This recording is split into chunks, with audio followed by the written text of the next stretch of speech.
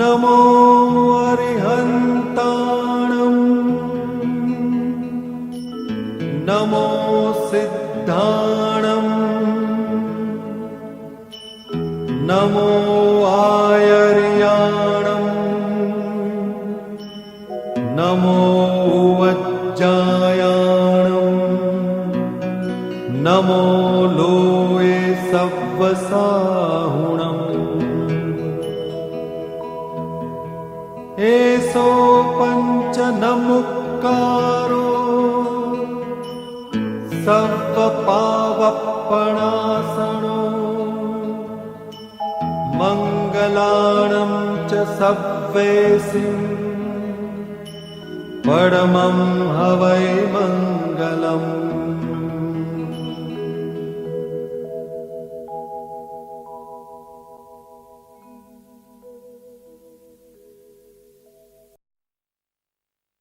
महावीर भजो महावीर थमा महावीर भजो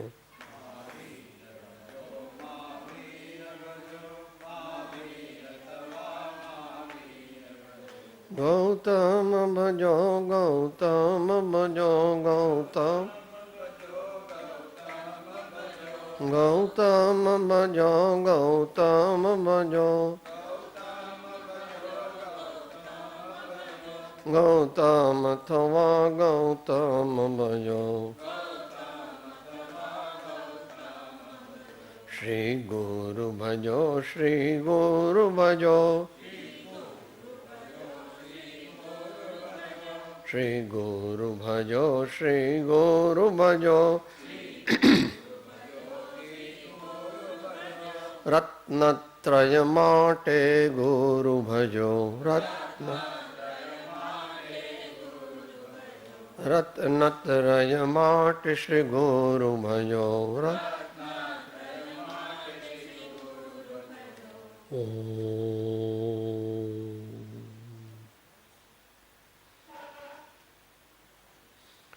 मोक्षमार्गस्य नेतारं भेत्तारं कर्मभूभृतां ज्ञातारं विश्वतत्त्वानां वन्दे तद्गुणलब्धये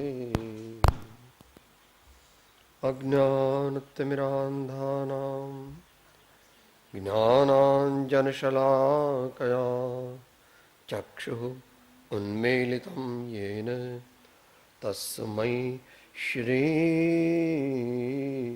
गुरवे नमः। श्री परम गुरवे नमः। परम प्राचार्य गुरवे नमो नमः।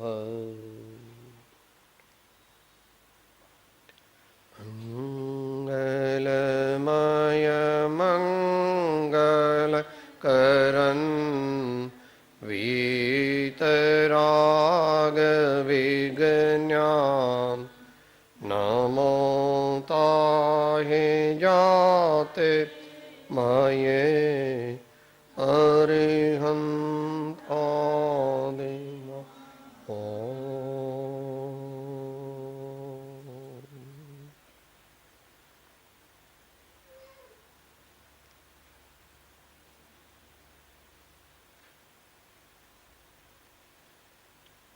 स्वाध्याय में इन पर्व के दिनों में श्री पद्मनंदी पंचविंशति का स्वाध्याय कर रहे हैं, अध्ययन कर रहे हैं। उसको समझ करके उसके अर्थ को अपने जीवन में अपनाने का उद्यम कर रहे हैं।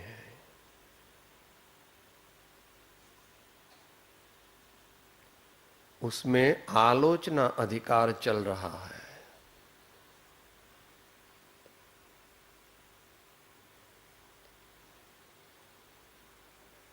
उसमें अब तक उनकी 7 गाथाएं हो गई थी।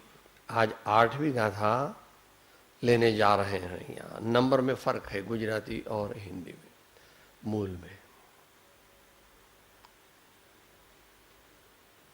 पूरे श्लोक का सार इतना है कि हे भगवान, आप त्रिलोकनाथ सर्वज्ञ है और तीन काल के सभी पदार्थों की सभी अवस्थाओं को एक समय में बिना प्रयत्न युगपत जानते हैं। तो मेरी छोटी सी बात तो आपके लिए कुछ भी नहीं है। इस प्रकार आचार्य देव भगवान के चरणों में अपनी विनम्रता प्रकट करते हैं, जो सिर्फ विनय नहीं है, हकीकत है। सिर्फ विनय नहीं है, हकीकत है, मगर वो विषय अलग है। आज तो विषय आलोचना का है। तो पहले मूल पाठ बोलेंगे, फिर हिंदी अनुवाद बोलेंगे और बाद में गुजराती पद्य बोलेंगे।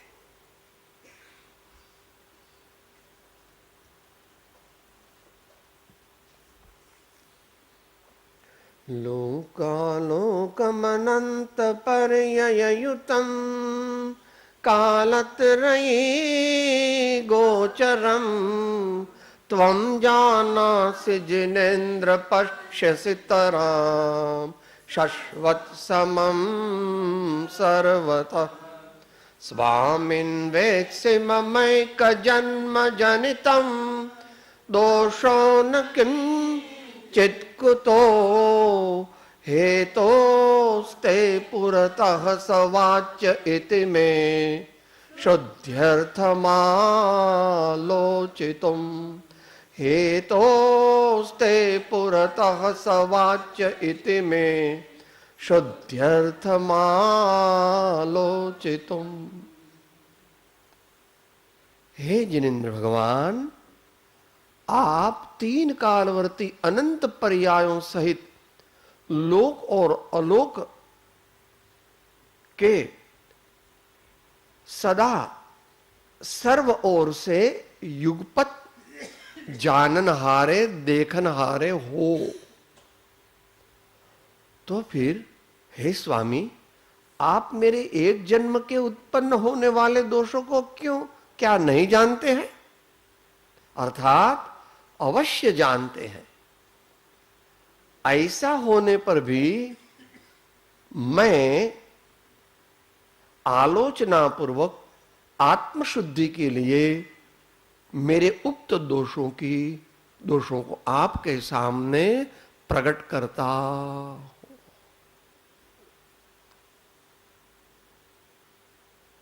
दुनिया में भी ऐसा है।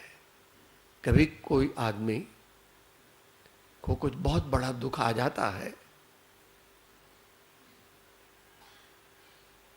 तो उसके जो सच्चे स्वजन रिश्तेदार है वे उनके पास जाकर के उनको सांत्वना देते हैं, उसको सांत्वना देते हैं ताकि उनका जो हृदय भर गया है इमोशन से वो कुछ कम हो जाए और उसको कुछ तसल्ली हो जाए, राहत मिल जाए, कुछ उसकी शांति मन में हो जाए। ऐसे यहां तो परमार्थ के लिए है। गुजराती पद्य है, साथ में बोलेंगे।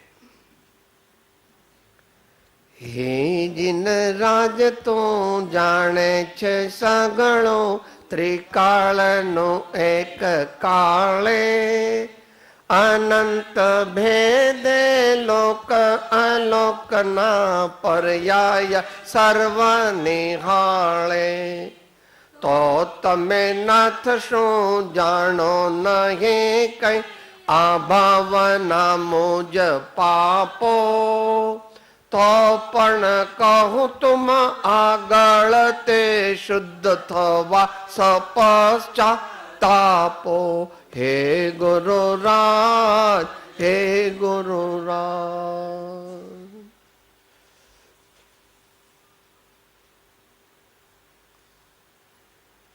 ऐसे अलौकिक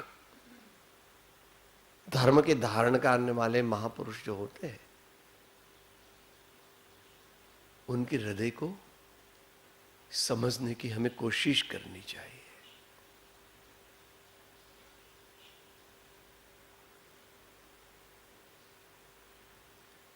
दो तीन साल का बालक होता है, वैसे वे होते हैं, निष्पाप, सरल, निर्दोष, सहज, और जिनकी शरण ली है ऐसे गुरु और भगवान के चरण में अपना सर्वस्व समर्पण करने वाले वे हैं। इनका स्वरूप भी अगर जान ले हम, तो हमारा काम बहुत हो रहा है। मगर हम उनको विद्वान मानते हैं, हम उनको कवि मानते हैं, हम उनको व्याकरणाचार्य, सिद्धांताचार्य ऐसा मानते हैं। वो सब तो है, वो तो बाय प्रोडक्ट है। उच्च कक्षा के ऐसे मुमुक्षु हैं जो अल्पकाल में परमात्मा हो जाने वाले हैं।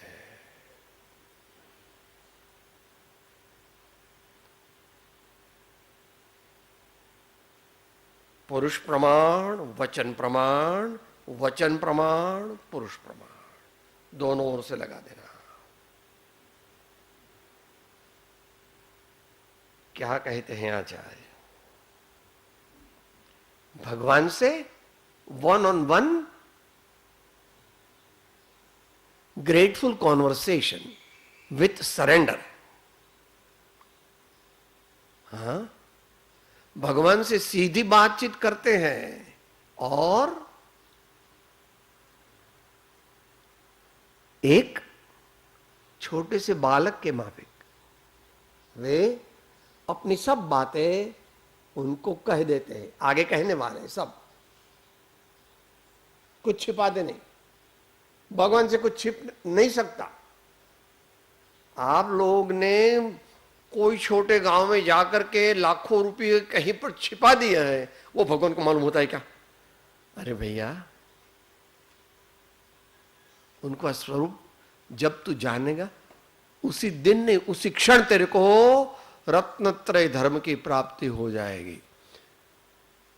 यो जानाति अर्यंतम द्रव्यत्व गुणत्व परियत्व ही सजानाति आत्मानं मोह खलु याति तस्य लयम।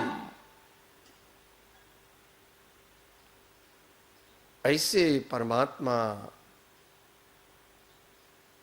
की पहचान करके उनके चरण में, शरण में, आज्ञा पालन में रहना मेरे लिए, आपके लिए, सभी महापुरुषों के लिए भी परम कल्याणकारी है।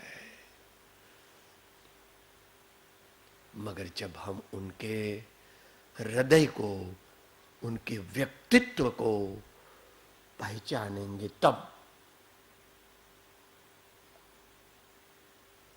तुम जो मानता है वो तो ठीक है, वो तो व्यवहार दृष्टि से है। ऐसे तो दूसरे भी बहुत हो सकते हैं, बड़े बड़े कवि भी है, बड़े बड़े वक्ता भी है, बड़े बड़े और धर्म नेता भी है, ऐसी बात नहीं है।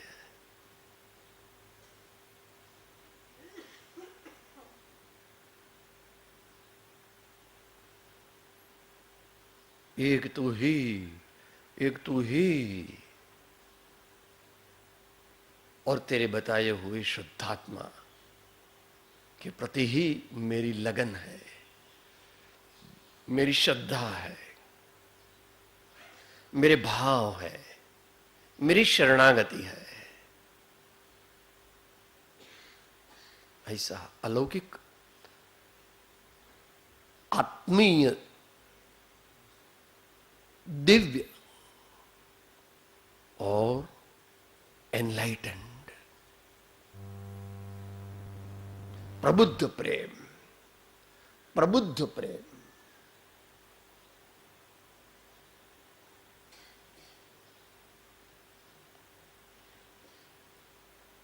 ऐसी भक्ति जिसकी होती है उसको मुक्ति दूर नहीं होती, उसको मुक्ति दूर नहीं होती।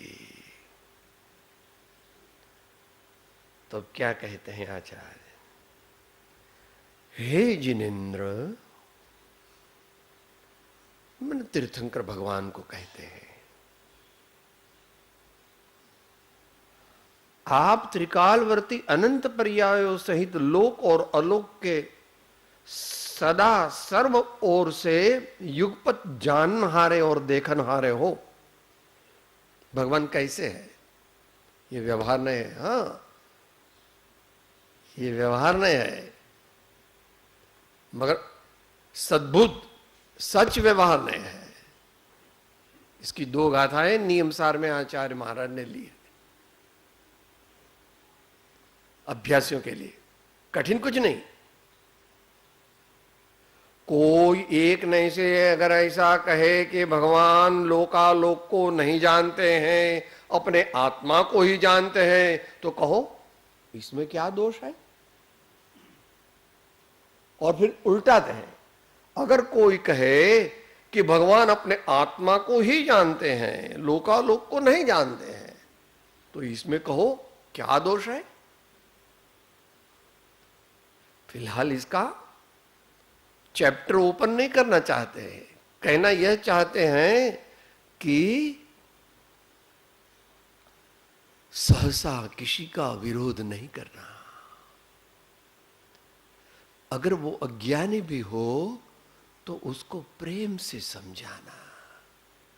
वो किस नई से बोल रहा है उसको ख्यालात में रख करके उसको समझाना, और समझाना वो भी अगर उसकी और हमारी ऐसी योग्यता हो, संबंध हो तो, नहीं तो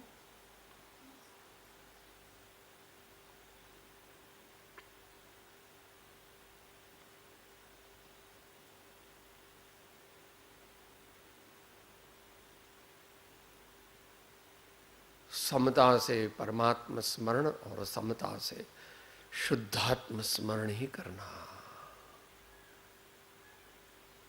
काल विपरीत है। परमार्थ परमार्थ की जाननहारी और उसको प्राप्त करने की सरफरोश की भावना कोई विरले में ही देखी जाती है। सब अपने अपने में मस्त है, सब अपने अपने में मायना सच्चे अपने में नहीं।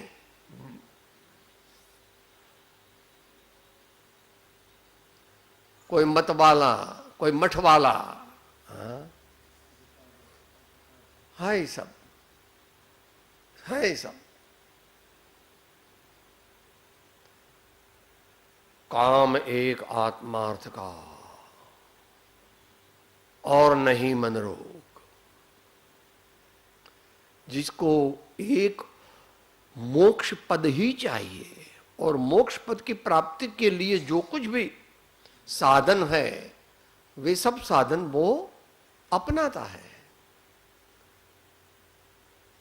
आपको शीरा बनाना है, क्या कहते हैं, हलवा, हलवा बनाना चाहते तो भाई आटा भी लाते हैं, गुड़ भी लाते हैं, पानी भी लाते हैं, घी भी लाते हैं, और बर्तन भी लाते हैं, और जो कुछ भी गैस प्राइमस वो सब ला करके सही तरीके से हलवा बनाते हैं। जिसको मोक्ष चाहिए उसको भगवान की शरण जाना पड़ेगा। जो मोक्ष को प्राप्त हो गए और जो मोक्ष के दाता कहलाते हैं, और ऐसे सदगुरु के पास जाना पड़ेगा जो कि मोक्ष मार्ग में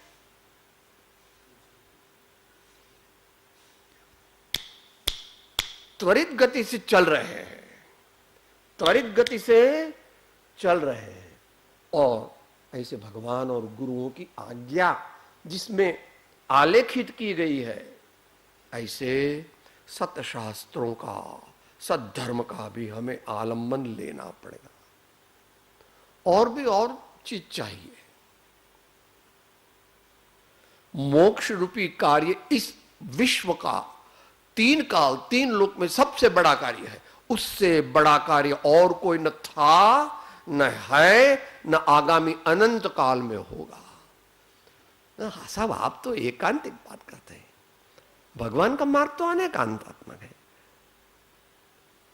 अनेकांतात्मक अनेकांत रूप है, अनेकांतात्मक एकांत रूप है। हा?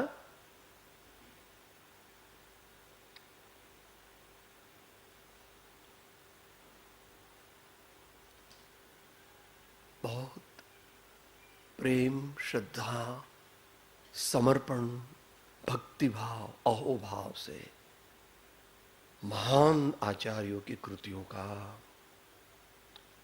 अवलोकन करना चाहिए।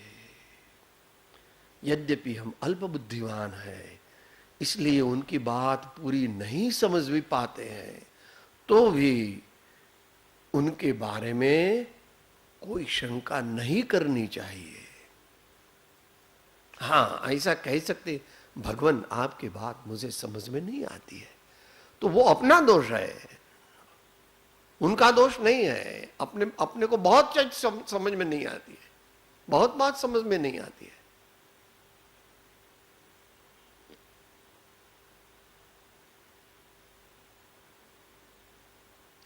ऐसा होगा तब गुरु की कृपा का अवतरण होगा हमारे हृदय में, हमारे अंतरंग व्यक्तित्व में। यहां तो भगवान को कह रहे हैं आचार्य महाराज, हे जिनेन्द्र, आप त्रिकालवर्ती अनंत पर्यायों सहित लोक और अलोक को सदा सभी ओर से युगपत जानते भी हो और देखते भी हो। ये केवल ज्ञान का वर्णन है। यह एक वीतराग दर्शन, वीतराग विज्ञान, जिसको फिलहाल में जैन धर्म कहते हैं, इस काल में वीतराग विज्ञान को जैन धर्म लोग कहते हैं। ठीक है, उनके जो उन्नायक है, आप प्रवर्तक कह सकते हैं, मगर प्रवर्तक कोई नहीं है। महावीर भगवान ने जैन धर्म नहीं बनाया है और ऋषभदेव भगवान ने भी जैन धर्म नहीं बनाया है। धर्म अनादिकाल से है। उन्होंने तो अपने सामने अपनी योग्यता के मुताबिक रखा है। जैसी अपनी योग्यता होगी वैसा ही हम समझ पाएंगे। और ऐसे सच्चे भक्त और मुमुक्षु जीव वर्तमान काल में विरले ही होते हैं। वो तुम्हारी दुनिया में भी ऐसा ही है। दुनिया में कंकड़ ज्यादा होते हैं और सच्चे बड़े हीरे तो कितने होते हैं? थोड़े ही होते हैं। तो 3 काल के और 3 लोक के जो पदार्थ है, उनकी सभी अवस्थाएं, पर्याय कहते हैं अवस्थाएं, वो भगवान के ज्ञान में बिना प्रयत्न एक साथ में पूर्ण रूप से झलकती है। भगवान देखने को नहीं जाते कुछ। भगवान आंख से देखते हैं, भगवान आंख से देखते हैं। केवल ज्ञान होने पर सभी इंद्रिय ज्ञान समाप्त हो जाता है। भगवान आंखों से देखते नहीं और कानों से सुनते नहीं। थोड़ा गहन है। पहली दूसरी बात सुनने वालों के लिए एक शौक है कि ये तो आप भक्तिवश आवेगवश बोल रहे हैं। ऐसा तो क्या होता है क्या? ऐसा कभी होता है कोई कि सब चीजों को जान ले? मेरे हृदय में क्या चल रहा है जानते हैं वो?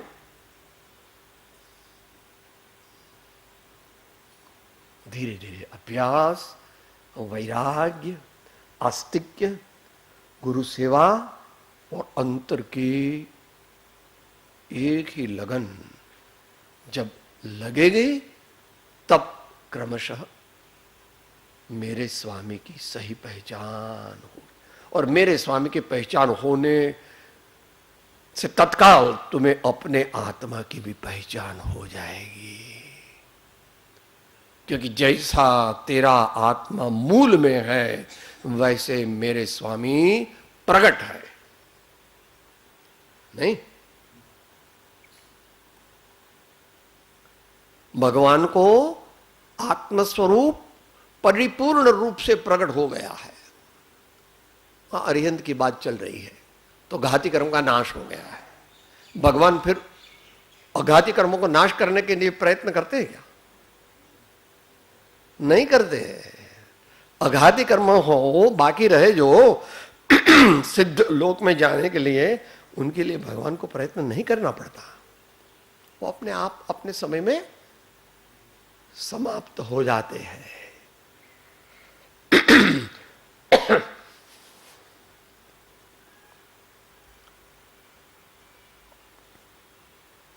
युगपत जानते और देखते हैं। युगपत मैंने एक साथ में।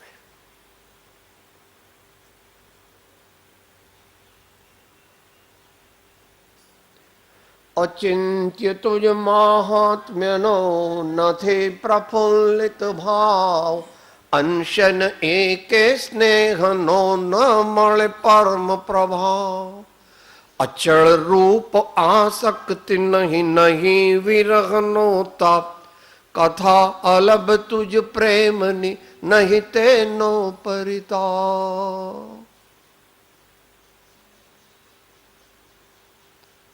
और आगे भक्ति मार्ग प्रवेश नहीं, नहीं भजन दृढ़वान, समझ नहीं निज धर्मनि नहीं शुभ देशे स्थान। कलिकाल चल रहा, पंचम काल चल रहा, और ये तो हुंडाव सर्पिणी वाला पंचम काल है।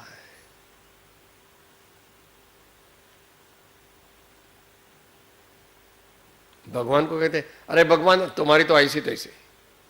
भगवान को भी कह देते भगवान तुम्हारे जैसे तो कितने भी देखे, क्या कर लेंगे तुम? अरे भैया भगवान तो कुछ नहीं कहते, भगवान कुछ नहीं करते। इनकी शरण में जाने से ही परम कल्याण हो जाता है। अगर समझपूर्वक जाता है तो, समझपूर्वक जाता है तो वो विषय उसी के लिए आलोचना। यह ऐसे तो प्रायश्चित्त का एक प्रकार है, मगर प्रायश्चित्त भी वो भक्ति का प्रकार है। ये 20 दोहरे हैं ना, वो प्रायश्चित ही है। उसको गुरु भक्ति के पद बोल दो या भक्ति के पद बोल दो, कुछ भी बोल दो, अपने जो दोष है, अपने में अनेक पाप है, अनेक त्रुटियां हैं, वो सब भगवान के सामने रखना।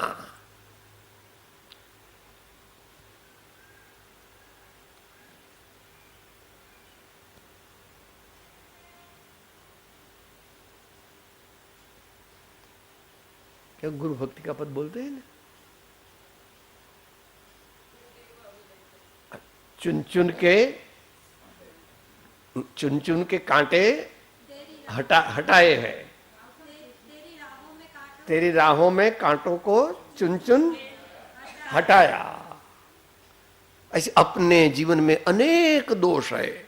थोड़े तो अपने को मालूम है और बहुत तो अपने को मालूम ही नहीं है, क्योंकि ऐसी अपनी योग्यता नहीं है। स्थूल स्थूल दोष कभी कभी दिखाई देते हैं, सूक्ष्म दोष तो हमें दिखाई नहीं देते क्योंकि हमारी प्रज्ञा नहीं है, सूक्ष्म और निर्मल बुद्धि नहीं है, वो प्रकट करनी पड़ेगी। सभी दोषों से रहित होना पड़ेगा।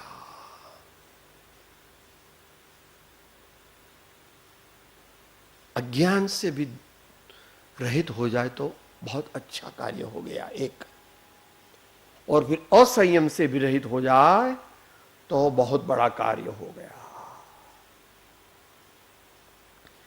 तो भगवान, जब आप विश्व के समस्त पदार्थों की सभी अवस्थाओं को एक साथ में बिना प्रयत्न पूर्ण रूप से देखते हैं, तो फिर हे स्वामी, आचार्य महाराज भगवान को हे स्वामी, आप मेरे एक जन्म के उत्पन्न दोषों को क्या किस कारण से नहीं जानते? मैंने जानते ही है, मैं आपसे कुछ भी छिपा नहीं सकता। मैं नहीं, दुनिया का कोई भी जीव कभी भी भगवान से कुछ भी छिपा नहीं सकता। भगवान को सब मालूम है। क्या हिसाब कहते हैं? भगवान को सब मालूम होता है। भगवान को जानने की जरूरत नहीं। भगवान के निर्मल ज्ञान में वो स्वयं झलकता है, उसको जानने की कुछ कोशिश नहीं करनी पड़ती। व्यवहारिक दृष्टांत ऐसा देते हैं, वो निर्मल अरीसा होता आईना, उसके सामने जो कुछ भी आवे वो उसमें रिफ्लेक्ट सहज ही हो जाता है, उसको कोई प्रयत्न नहीं करना पड़ता कि ये गधा आया तो मैं नहीं उसको नहीं बताऊंगा, और ये कोई विद्वान है हाँ तो वो तो उसको दिखाऊंगा। ऐसा कर सकता है क्या? भगवान को ऐसा कुछ नहीं है। थोड़ी श्रद्धा की बात तो है और साधना की भी बात है। अनंत अनंत नरक के जीव अनंत दुख भोग रहे हैं। इससे ज्यादा निगोध के जीव कितने दुख भोग रहे हैं। वो स्वयं भगवान के ज्ञान में स्वयं प्रतिबिंबित होते हैं, मगर उनके पर कोई असर नहीं होती।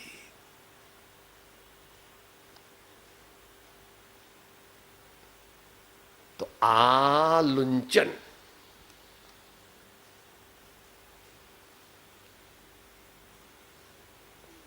अपने जीवन में ढेर के ढेर जो लगे हैं दोषों के, उन सबको निकाल देना, उन सबको निकालने का प्रयत्न करना, उसको भगवान आलोचना कहते हैं। और यह जो प्रकरण चल रहा है उसका नाम भी आलोचना अधिकार ऐसा है। तो बात यह चल रही है कि हे भगवान, आप तीन काल के सभी पदार्थों की सभी अवस्थाओं को एक साथ में पूर्ण रूप से बिना प्रयत्न जानते हैं। तो हे स्वामी, आप मेरे इस एक जन्म के उत्पन्न हुए दोष किस कारण नहीं जानते? यानी क्या नहीं जानते हैं? यानी अवश्य जानते हैं। भगवान जानते हैं तो फिर काय को उनको कहते हैं आप?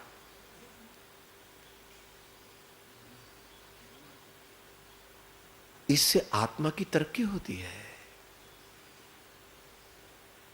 यह विनय का एक प्रकार है, निर्दोष होने का, पाप रहित होने का एक प्रकार है, समर्पित होने का एक प्रकार है।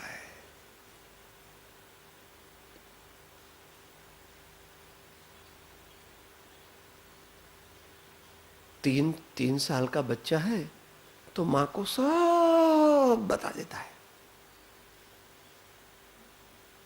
पापा ऐसा करते हैं, भाई ऐसा करता है, ये मेरे मित्र ऐसा करते हैं, मेरे निसाल में शाला में मेरे जो शिक्षक ऐसा करते हैं, सब माँ को बता दे। ऐसे जो सच्चा भक्त होता है वो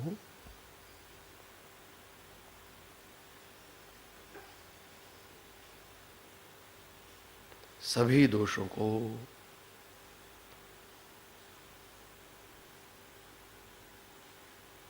भगवान के सामने प्रस्तुत कर देते हैं। आंखों में आंसू है, प्रायश्चित के आंखों में आंसू है। हे भगवान, मैं नीच हूं, दुष्ट हूं, अधमादम हूं, मैंने अनंत पाप किए और अब भी कर रहा हूं। अभी मैं आपकी आज्ञा का जैसा पालन करना चाहिए वैसा नहीं करता हूं, मगर अब मुझे शक्ति दो, भक्ति दो कि मैं आपकी आज्ञा का पालन करके मैं अभी ऐसे दुष्कर्मों को करते हुए रुक जाऊं और आपके चरणों में मेरी प्रीति बन जाए।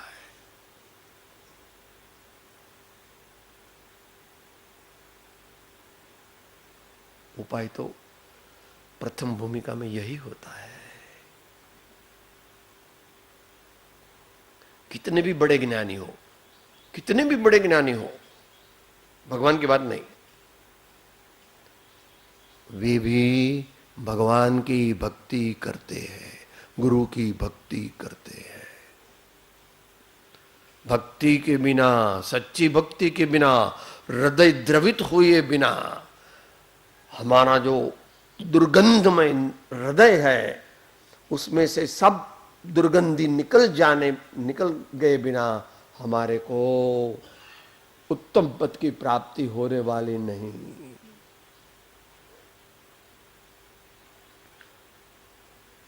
ऐसे मुख्य रूप से तो मुनिराज होते हैं। बात हो गई थी। विकार बालकवत निर्भय तिनके पायन धोख हमारी, निर्विकार बालकवत निर्भय तिनके पायन धोख हमारी। और ऐसे मुनिराज भगवान को धोख लगाते हैं। धोख लगाते हैं मैं ना, वंदन करीने प्रणाम करीने माथू नमावे छे।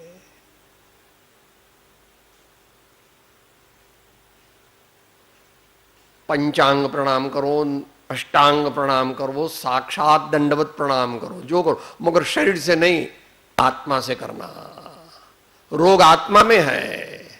क्रोध, मान, माया, लोभ, अज्ञान, अहंकार वगैरह सब आत्मा में है, इस मुर्दे में नहीं है कुछ भी। अभी मैं इधर से चला जाऊं तो शाम तक पूरा कर दो, जला दो, ये मुर्दा कुछ जानता नहीं। पाप भी यह आत्मा ही करता है, पुण्य भी यह आत्मा ही करता है।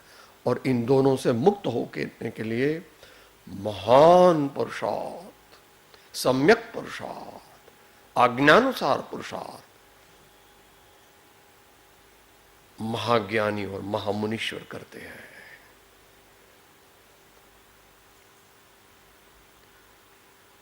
आप मेरे एक जन्म के उत्पन्न दोषों को क्या कारण से नहीं जानते हैं, अर्थात अवश्य जानते हैं। ऐसा होने पर भी मैं आलोचनापूर्वक आत्मशुद्धि के लिए उक्त सभी दोषों को आपके सामने प्रकट करता हूं।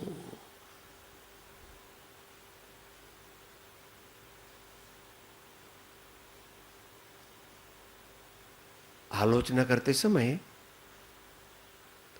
अपने 80% दोष बताना और 20% को छिपाना वो बड़ा पाप है, वो अतिचार कहा गया है।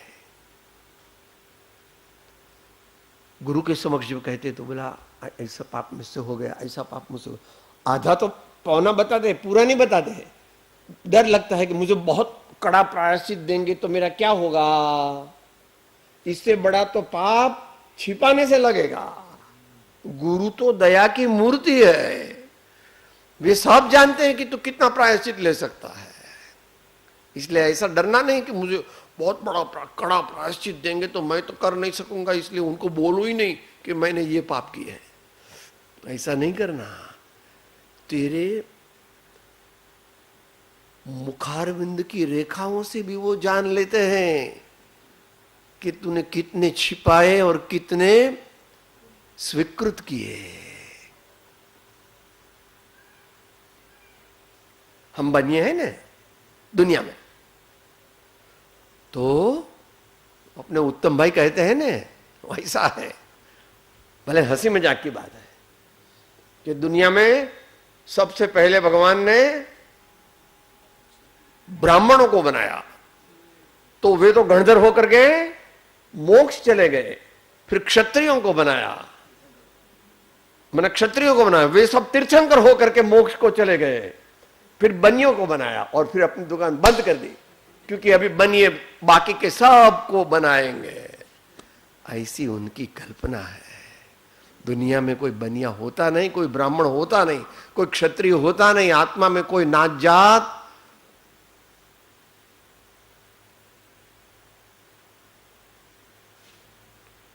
जाति वैष्णो भेद नहीं कहो मार्ग जो होय, साधे ते मुक्ति लहे जय मां भेदन को।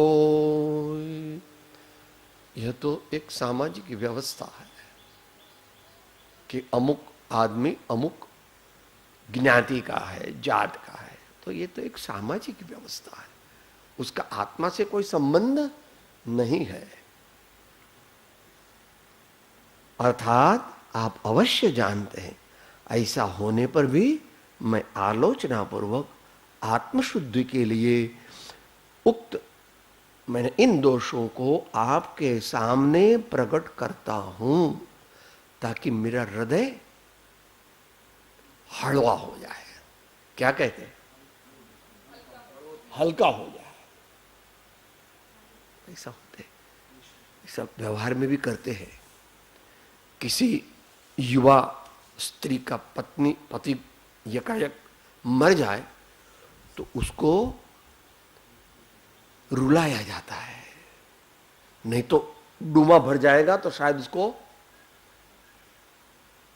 इसलिए कैसे भी करके उसको रुलाया जाता है। तो अश्रुओं से और रोने से उसके कुछ इमोशंस निकल जाती है और उसको राहत हो जाती है।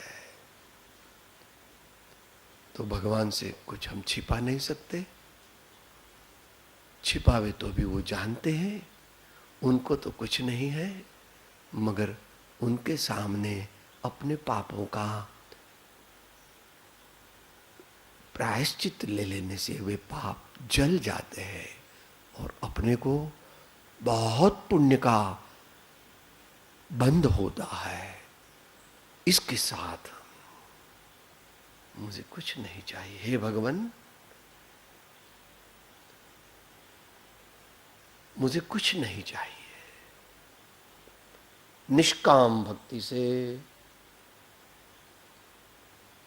उत्तम पद की प्राप्ति है।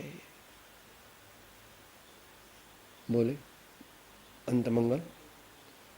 सकामी सुमिरन करे पावे उत्तम धाम, निष्कामी सुमिरन करे पावे अविचल धाम। सदगुरु परम कृपाणो तीन लोके सभी संतन की आनंद हो। मैं आत्मा हूं, आपका सेवक हूं, सभी का मित्र हूं। मैं आत्मा हूं, आपका सेवक हूं, सभी का मित्र हूं। मैं आत्मा हूं, आपका सेवक हूं, सभी का मित्र हूं।